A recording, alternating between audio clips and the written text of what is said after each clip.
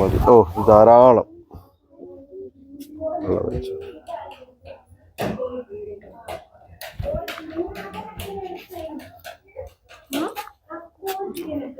ചമ്മന്തി ഇപ്പം അരച്ചതാ.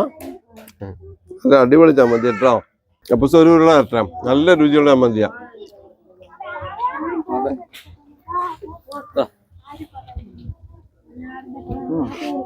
അടിപൊളിയല്ലേ?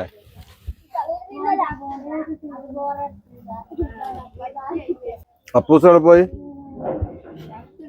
അപ്പൂസിന് ഉരുള വേണോടാ?